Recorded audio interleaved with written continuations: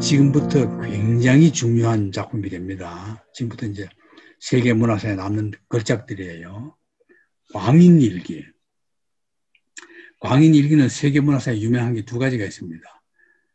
고골이 제일 먼저 광인일기를 썼고, 그 다음에는 중국의 루신이 광인일기를 써요. 그것도 유명합니다. 근데 여기서 이제 고골 광인일기, 이게 훨씬 더 먼저 나왔죠. 1세기나 먼저 나온 고골 광인일기입니다. 이게 뭐냐면은, 귀족 출신 구등관, 악센집, 뽀뿌리 시진. 이 구등관은 높은 관리 아닙니다. 마땅 관리거든. 자기 분수에도 안 맞게 장관의 딸을 짝사랑했어요. 그럼 어떻게 됩니까? 안 되죠. 못 이루어져. 못 이루어지니까 그 못 이루어지는 사랑을 가지고 막 이렇게 생각했다가 저렇게 생각했다가 이렇게 저렇게 막 생각해 나가는 겁니다. 그러다가 미쳐버려요. 그래서 나중에 지가 뭐가 되느냐. 스페인 왕 페르난도 8세가, 내가 바로 스페인 페르난도 8세다. 왕이니까 내가 이제 저 여자 마음대로 내가 거늘 수 있다. 이런 망상까지도 나가는 과정. 그걸 이제 심리 묘사를 천천히 해 나간 거예요. 왜 미치느냐. 이게요. 현실적으로 불가능한 일을 가능하게 하려고 막 애를 쓰는 과정. 이걸 이제 그린 겁니다. 이거 아주 기가 막힌 작품이에요. 그래서 현실적으로 불가능해질 때 인간은 어떻게 하느냐. 잘 대응하지 못하면 미쳐요. 그 정신분석학도 현실적으로 좌절을 겪었을 때 그 좌절을 피하는 방어 기제가 있거든요. 심리학적으로. 근데 그 방어 기제가 심리적으로 돌아가야 되는데 그게 잘 안 돌아가는 사람. 합리화 못한 사람. 그게 이제 미친다는 거예요. 그 과정이 프로이트가 나오기 이전에 이미 고골이가 이 광인일기를 통해서 자기는 도저히 불가능한 꿈을 가졌을 때 그 방어 기제로 잘 하면 되는데 못했을 때 결국 인간은 광인이 된다. 모든 인간은 현실적으로 어떤 의미에서 보면은 다 뽀뿌리 시즌하고 비슷해요. 왜? 다 자기 꿈 못 이루어지는 게 꿈이거든. 그 못 이루어진 꿈 앞에서 다 망상을 하게 돼요. 망상이 지나쳐 버리면 미친다. 그걸 아주 기가 막히게 심리적으로 잘 그렸어요. 그야말로 심리주의 소설 작법에서 빼놓을 수 없는 작품의 하나입니다. 자, 그 다음 초상화. 이건 더 무서워요. 이건 그야말로 예술주의적인 소설 같기도 하고 신비주의적인 소설 같기도 한 작품입니다. 그러니까 고골이 나중에 미치는데 이런 소설 보면 고골이 미치겠구나 그런 생각이 들어요. 이건 뭐냐면은 화가 찰스 코프라는 화가가 화가 지망생입니다. 이미 유명한 화가가 된 건 아니고 화가 지망생으로 굉장히 높이 그 재능을 높이 평가받고 지금부터 열심히 잘하면은 너는 훌륭한 화가가 된다는 보장을 받은 정도 재능을 인정받은 화가야. 이 화가가 어느 날 그 아까 그 미친 광인일기처럼 돈이 없어가지고 굉장히 고생을 해요. 막 집에서는 그 새집 사는데 막 그 주인이 하루에도 막 몇십 번 와가지고 돈 내놓으라 하고 뭐 또 연기하고 또 돈 없어가 또 오락 하면 또 연기하고 이런 어렵게 사는 거예요. 그랬는데 이 찰스 코프가 어느 날 화상에 갔다가 낡은 초상화 하나를 사요. 초상화 하나를 사고 가만히 놔두고 있어요. 근데 그게 이제 하도 오래 먼지 한 개가 잘 안 보여요. 그걸 이제 깔끔하게 닦아가지고 이래 어떻게 또 하다 보니까 뭐가 뚝 떨어져요. 떨어진 걸 가만히 보니까 옛날 금화야. 이 금화가 어마어마하게 그 지금 돈으로 치면 값비싼 금화. 완전 부자가 되어버립니다. 부자가 되니까 집도 옮기고 잘 살아요. 이제 지 하고 싶은 거 뭐 다 사드리고 잘 먹고 잘 살아요. 잘 살면서 하다 보니까 그림을 그렇게 뭐 애써서 그릴 필요 없거든. 돈 가지고 막 뭐 자기 그림 뭐 그래가지고는 돈 가지고 선전하니까 좋은 그림이라고 팔리거든. 팔리면 점점 이제 화가로 돈을 벌어요. 그런 얘기입니다. 그런 얘기인데 2부에 가서는 그 그림이 어떤 그림이냐. 이 그림이 성상 화가가 한 성상 화가에게 악덕 고리대금 법자가 자기 초상을 그려달라. 그래서 그려준 거예요. 그려주는데 그 초상화가 그 그림을 가지면은 다 애군이 오는 거예요. 애군이. 어? 애군이 오는데 그 그림을 모르고 이 화가가 사간 거야. 사갔다가 나중에 이제 뭐 하도 화가 나니까 막 그 그림을 찢어요. 찢어가지고 이런 동안에 이제 아까 얘기했던 그 금화가 하나 떨어져가지고 부자 돼가지고 자기 부자 돼 있거든. 그랬는데 어느 날 자기 후배 화가를 하나 만나요. 후배 화가를 보니까 이거 뭐 완전히 그림으로 멋지게 되어가지고 예술품이야. 자기는 완전히 대중화된 싸구려 엉터리 화가거든. 그럼 어땠습니까? 그동안에 부자였기 때문에 예술의 전업을 안 하고 외도로 엉터리 화가가 되었다가 결국은 자기가 그 훌륭한 화가가 될 기질을 다 버리고 늙어서 지금은 이미 멋진 그림을 그릴 기회를 놓쳐버린 거예요. 어때요? 굉장히 이거 암시하는 게 많죠. 물론 이 소설에서는 주인공은 화가이기 때문에 화가에만 비유했지만은 다른 모든 직업도 다 마찬가지다. 그런 생각도 들게 하고 어쨌든 참 멋진 소설이에요. 멋진 소설. 그럼 이제 광인일기하고 초상화 이건 볼만한 작품입니다. 세계 문학사에 길이 남는 걸작이란 말이에요. 네프스키 대로 이건 뭐 별거 아니에요. 별거 아닌 건 아니지만은 어쨌거나 앞에 두 작품에 비하면은 높이 평가를 못 받는 건데 네프스키 대로라는 거는 페테르부르크에서 제일 중심을 이루고 있는 우리식으로 말하면 세종로나 종로 같은 그 대로 그게 네프스키 대로입니다. 지금도 가면은 네프스키 대로 제일 큰 게 있어요. 그 네프스키 대로입니다. 거기에 어느 날 이제 유명 화가 하나가 가다 보니까 앞에 미녀가 하나 쫓아가 보니까 창녀야. 구원하다가 그 여자 찾아가서 구원했다가 조서받고 동백경고 자살해버렸다는 그런 사람도 네프스키 대로에서 여자 만났죠. 중이 피로코프는 쫓던 독일 미녀는 유부녀임에도 계속 갔다가 그냥 남편에게 봉변당하는 거. 이런 네프스키 대로에서 우연히 만나서 쫓아가다가 딱 봉변당한 얘기 그런 거 쓴 게 바로 이겁니다. 그 다음 단편코 이것도 유명합니다. 지금부터 내가 유명하다는 건 여러분들이 시간 있을 때는 한번 읽어볼 만해요. 이 코입니다. 카프카지에서 8등관으로 지급해서 카프카지 촌놈이 영전돼서 이제 페테르부르크 수도로 온 거야. 출세했죠. 영전된 코발료프 소령이야.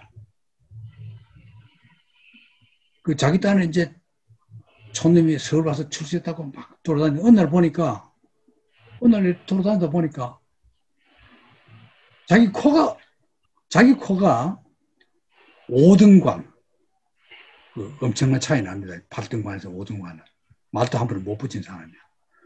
그 사람한테 자기 코가 없어지고 그거 딱 붙어 있는 거야. 말이 돼요? 말이 돼요. 붙어 있어. 그래가지고 저 내 코 찾아야 되고 싶어요. 경찰국장한테 찾아가니까 경찰이 없어. 광고를 내라고. 내가 지금 코를 잃어버렸다. 어느 날 보니까 5등관 고위층한테 있더라. 근데 보니까 나중에 그 코도 또 없어졌더라. 콜 좀 찾아야 된다. 내 콜 본 사람은 제발 나한테 다시 갖다 주기 바란다. 광고를 내려가니까 신문사 광고에서 보더니만은 세상에 이런 광고가 어디 있느냐. 내줄 수 없다고 광고 딱지 맞아요. 아무리 해봤자 안 돼. 경찰서한테 가도 경찰서장이 웃기지 마라. 코가 어떻게 없어지냐. 안 돼. 그러다가 어느 날 2주 후에 경찰이 그 휴지 신문지에 두들 말았는 그걸 하나 가져와요. 혹시 이게 당신 코인가 보라고. 그러니까 그게 바로 자기 코야. 근데 돌을 갖다 붙였다. 얘기 줄거리 이런 겁니다. 이발사는 어떤 이발사냐. 어느 날 이발하다가 잘못해서 코를 확 잘라버렸어. 그리고 가지고 있다가 저걸 그게 죄인지 안 죄인지도 모르겠고, 쓰레기통에 버릴 가다가 좀 쓰레기통에 버리긴 좀 못하고, 다리 위에서 그냥 버려야 되겠다 하고는 다리 위에서 버리려 하다가 한 경찰한테 걸린 거예요. 당신 그 강경에다 말이지. 무슨 휴지를 버리냐. 짜파보긴 코가 있거든. 아, 얼마 전에 코 잃어버렸다고 자꾸 하소하던 한 관리가 있었는데 그 사람 그것이 그렇게 갖다 줘서 돌아갔다 붙였다. 이게 황당하죠. 황당한데 이제 이 코가 뭐냐 가지고 그때 남자 성기를 상징하는 거다. 지금도 논쟁한데 코가 뭔지 몰라요. 그러나 내가 볼 때는 이건 뭐냐. 자기 자존심입니다. 인간의 존엄성. 존엄성이 시골에서 올라왔는데 아무것도 아니거든. 자존심이 없어. 없어가지고 막 아무리 그런 높은 데 찾아다니면서 내 자존심 살려달라 해도 그걸 살릴 건 자기밖에 없어요. 결국 자기 코는 자기가 찾는 거예요. 어쨌든 재밌는 소설이에요. 자, 코. 이게 코입니다. 여기. 이게 코예요. 기념비. 다리 위에서 찾았다고 다리 위에다 코 기념비를 세워둔 겁니다. 페테르부르크에. 그 다음 검찰관. 이건 유명하죠. 가짜 검찰관이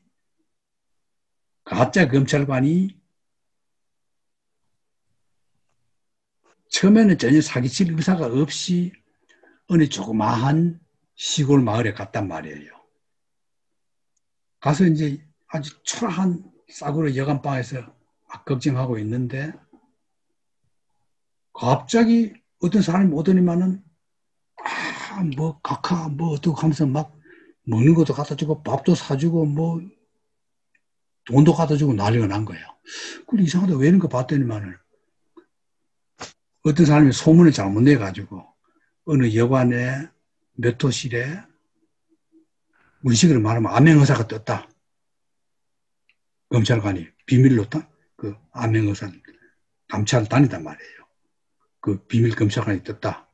하니까 그 지역에 우체국장, 역장, 교육감, 군수, 업장 해가지고 막 와서 그냥 해가지고 나중에는 시장 집에 데려가가지고는 시장 딸하고 둘이 결혼까지 시키려고 합니다. 그러다가 가짜인 게 판명돼요. 그래서 얼른 도망가서 막 쏘았다고 하는데 진짜 검찰관이 나타나요. 비사에 걸린 거죠. 이게 검찰관입니다. 우리나라 꼭 출장전 비슷하죠. 완전히 다르지만. 그러니까 관료 사회의 폐풍. 옛날에 가짜 이승만 아들 나타나가 시골 시장들이 막 돈 갖다 바치는 거 똑같은 거죠. 자, 이 희곡이거든, 희곡. 이 무대에도 올랐어요. 무사하겠어요. 그 당시 러시아에서 난리가 나버립니다. 난리가 나버려. 이 희곡 연극하는 겁니다. 난리가 나서 이게 이제 내가 얘기했던 거 그대로입니다. 볼 것 없이 그대로예요. 줄거리가 1막, 2막, 3막, 4막, 5막 이런 자료에 아마 다 나와 있을 겁니다. 사기꾼이 가서 막 시장 딸하고 결론까지 할 찰나였는데 완전히 도망가다가 이제 했거든. 이러니까 그걸 막 잡아 넣어라, 죽이라, 도저히 못 있어 외국으로 가버립니다. 독일, 프랑스, 이태리 순방하다가 우습긴 소식 듣고는 충격을 받아가지고 나도 글 써야 되겠다. 로마에 그냥 살아버릴까. 그러니까 자기 모국이 싫어져 버렸어요. 왜? 자기 자꾸 하나 가지고 그렇게 난리 피우고 막 자기 협박받고 살기 싫다는 거예요. 그래서 해외 체제 계속해요. 그러다가 죽은 혼이라는 소설을 쓰면서 낭독회를 하고 출판 때문에 이제 귀국해요.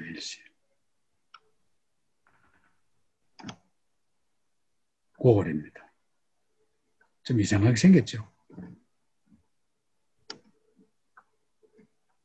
일시 귀국했어요. 그래서 일부 출간해요. 완전히 문제작이 됩니다. 완전히. 러시아여 나는 지금 너를 바라보고 있다. 나 이 멀고 놀라울만큼 아름다운 고향에서 자기 고향이 로마라고 너를 바라본다. 내 안은 가엾고 혼란하며 쾌적하지가 않구나. 로마에서 러시아를 바라보니까 자기 조국을 바라보니까 자기 조국이 실제로는 러시아인데 로마에서 그냥 러시아 정림 떨어져서 저렇게 썼단 말이죠. 자, 죽은 혼. 이야, 이거요. 오페라 된 겁니다. 자, 이 죽은 혼이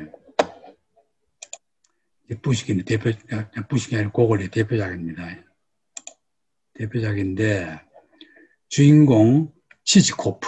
이건 뭐, 이런 거, 주인공 이름까지 외워놔야 돼요. 하도 유명해서 치치코프. 사기꾼입니다. 사기꾼. 사기꾼이, 이 사기꾼이, 어떻게 하냐면은, 어느 날 지방에 가서 이 얘기를 하다가 딱 아이디어 떠올렸어요. 그게 뭐냐? 내가 죽은 혼을 사서 돈을 벌어야 되겠다. 그럼 어떻게 하는 거냐? 러시아는 이때 인두세를 내거든요. 인두세를 내면은 그 인두세 내는 그 인구 조사를 뭐 매년 안 해요. 몇 년 만에 한 번씩 하거든. 그럼 이제 되게 뭐 3년 만에 5년 만에 그 인구 조사할 때 그 중간에 죽은 농노들이 있죠. 죽은 농노들 아직까지 사망 신고를 안 해둔 상태야. 그럼 그 이미 실제로는 죽었는데 호적에는 살아 있어요. 사망 신고 안 했으니까. 그걸 싸구려로 사는 거예요. 싸구려를 사면은 호적상으로 보면은 이 사기꾼이 농노를 예를 들어 내가 1000명의 죽은 혼을 샀다. 죽은 혼을 산 겁니다. 영혼을 산 거야. 실제로 죽어 없는 거야. 호적에만 살아있어. 사망신고만 안 된 거니까. 그럼 내가 1000명의 농노를 가지고 있는 대지주가 되죠. 무슨 말인지 알겠죠? 그걸 노린 겁니다. 그걸 노려가지고 각 지역마다 그 시골 시마다 순회를 하면서 딱 가서는 자기가 막 대귀족처럼 행세하면서 주로 이제 지주나 높은 관리들을 만납니다. 영주들 만나. 그럼 어떻게 돼요? 그 지주들 보면은 막 사람마다 성격이 다 달라. 이런 성격의 지주, 이런 성격의 지주. 그걸 다 관찰해서 그려. 그리고 농노를 형정할 때 하나, 두당 얼마 하면 뭐 어떤 사람은 쉽게 돈 주고 어떤 사람은 돈 더 받고 내주고 막 까다로우면 안 써버리면 되니까. 그런 식으로 다니는 그 얘기거든. 걸작이야 안 걸작. 그럼 왜 그랬을까? 이 사람 사가지고 그걸 뭘 할까? 간단해요. 공익임선달입니다. 러시아판 공익임선달 치즈코프예요. 그 사가지고는 호적에는 이미 이 사람이 몇만 명의 지주 아닙니까? 지주. 그러면은 러시아는 그때 땅이 넓은데 미개간 토지가 많거든요. 그걸 개간할 사람에게 땅을 임대해줘요. 개발권을 줍니다. 그러면 나는 농노가 지금 10,000명이다. 예를 들어서 10,000명인데 어디 땅을 좀 내한테 임대해달라고 하면 땅을 주거든. 그러면은 그 땅이 몇 년 동안 자기 임대 개발권을 가지고 있어. 그럼 그 개발권을 또 이미 그건 합법적으로 등록된 개발권이잖아요. 자기 권리거든. 소유권이 있단 말이야. 그 소유권을 가지고 은행에 가서 돈을 빌리는 겁니다. 왜? 땅 보증으로. 어때요? 머리가 좋아요? 안 좋아요? 해먹기 좋죠? 히트 치겠어요? 안 치겠어요? 데이트입니다. 이게 죽은 혼. 이게 미완이에요. 안타깝게도 미완이야. 그 다음에 고고리의 최고의 걸작. 이 외투입니다. 외투. 이거는 얼마나 걸작. 이건 여러분 지금까지 내가 읽어보라는 단편 빼놓고 이거는 반드시 읽어봐야 됩니다. 수필가들에게도. 그거네. 왜? 문장이 기가 막히는 풍작문이야. 풍작문의 대가, 고골, 대표작, 외투. 이거는 도스토옙스키가 모든 러시아 작가들은 고골이 외투에서 나왔다. 이거 안 읽은 러시아 문학도는 없어요. 하급 관리가 엽총을 샀다가 분신한 사건이 모델 돼가지고 이 주인공 이름이 아카케비치 바시마킨. 나도 그냥 이 주인공 이름 외워요. 자, 이 구등관 말단입니다. 말단 한 관리가 이때 러시아는 춥거든. 페테르부르크는 겨울 때만 추워요. 추워가지고 외투 안 입으면 금방 얼어 죽어요.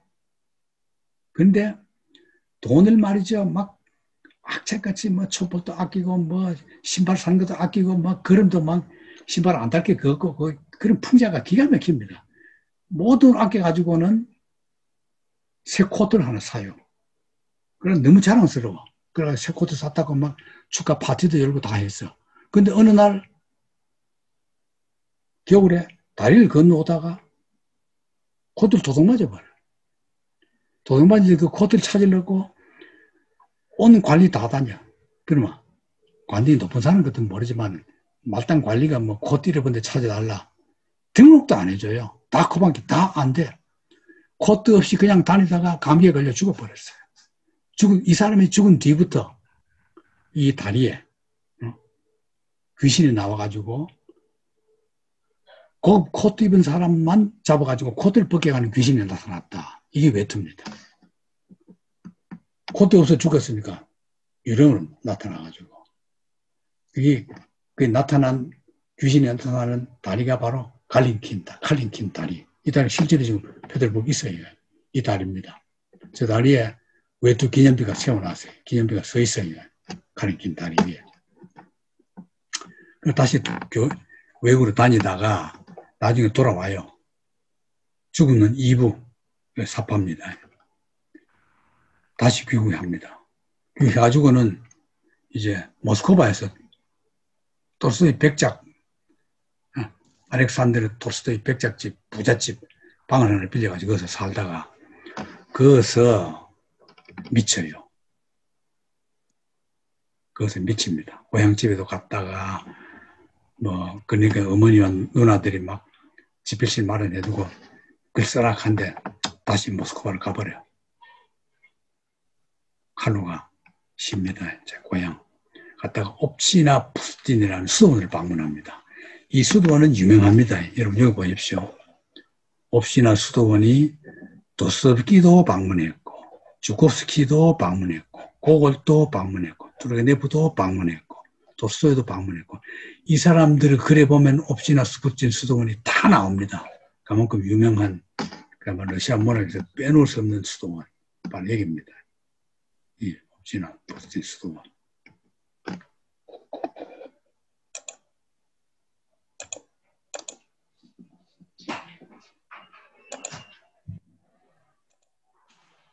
그래 있다가 꼭 이렇게 어머니의 혈통에서 어머니가 독실한 신자라 그랬죠.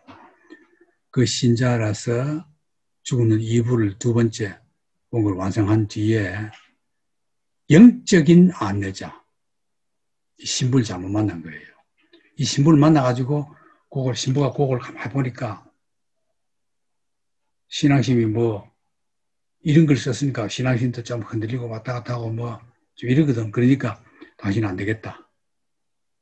지금부터 모든 글 쓰지 말고 문학 포기해라. 그리고 신앙으로 돌아와야 당신은 제대로 산다. 그래가지고 자기가 썼던 글 죽은 이불을 다 태워버립니다. 이 도르스토이 백작 아래층에서 모스크바에서 태워버려요. 없어요. 그로부터 우울증 걸려요. 죽어버려요. 사다리를 따고 이게 유언이야.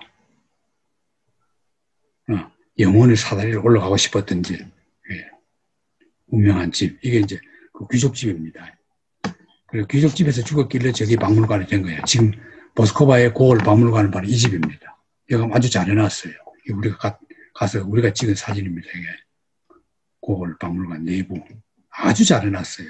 집이 크니까 연결식 올라가죠.